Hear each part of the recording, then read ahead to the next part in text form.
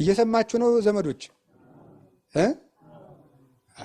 አፋዊ ነገር ላይ በደንብ የምንጨነቀው በእውነቱ ማለት ነው። እግዚአብሔር በሚያውቀው እንዴት አድርጌ ላስረዳችሁ? አፋዊ ለምሳሌ በዓል ሲከበር ምን ይደረጋል መሰላችሁ? አይታችሁ ታውቃላችሁ? ከተማም እኛ እንኳን የገዳም እንኳን ዲኮሬሽን የለም ተመስገን። ግን ከተማ ምን ይደረጋል መሰላችሁ?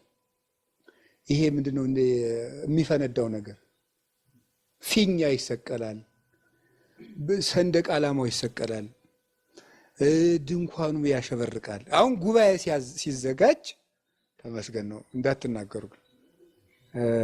ጉባኤ ሲዘጋጅ አሁን ከተማ በዚህ እንትኑ ተንጠልጥሎ ፊኛው ተንጠልጥሎ በዚህ ዲም ላይት ያደርጉበታል፣ በዚህ ይሸበረቃል። በዓሉ ሲከበር ምን እንትን አሁን ከተማ ቤት ራሱ ስታዩት ዛሬ እመቤታችን ናት ቄጠማ ይጎዘጎዛል። ጥሩ ነው። ፈንዲሻ የሚባላል ቆሎ እየተጎዘጎዘ እንደው ሰው የሚበላው አጥቶ ደግሞ የቆሎ ጉዝጓዝ ቆሎ ይበተናል። ምን ይደረጋል? በቃ ግድ የለም። ይሄ ምንድነው ሲባል ስለ አፋዊ ነገር ምን እንላለን? እንጨነቃለን።